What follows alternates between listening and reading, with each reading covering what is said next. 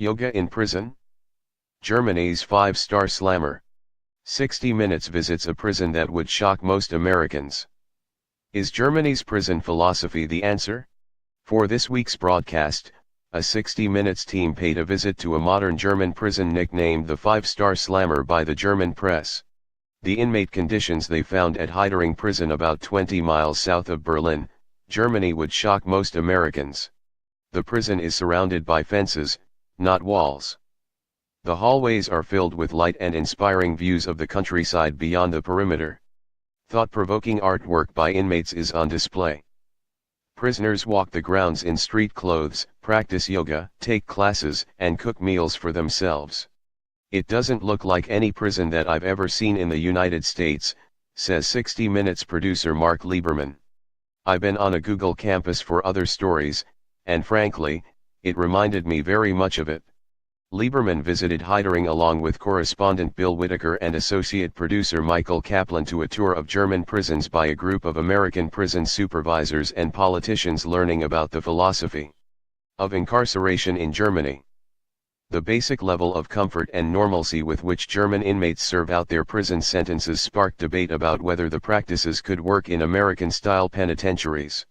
The inmates have privacy, and the facilities are beautiful. It was mind-shifting.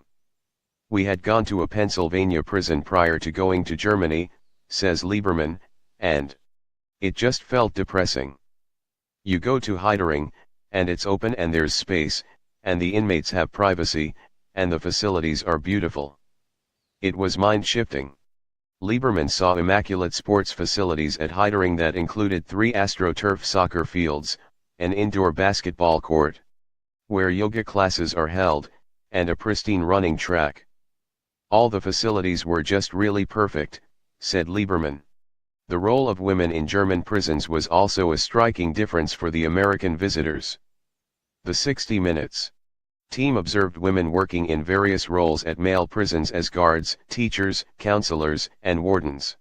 In the real world, women are as much in the population as men, so they feel that it's very important for male inmates to interact with women, says Lieberman.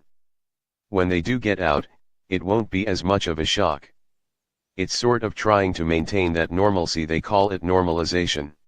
Some American prison officials who spoke to the 60 Minutes team said they're beginning to try ideas from the German model in some prison systems in the United States to see if they'll take root.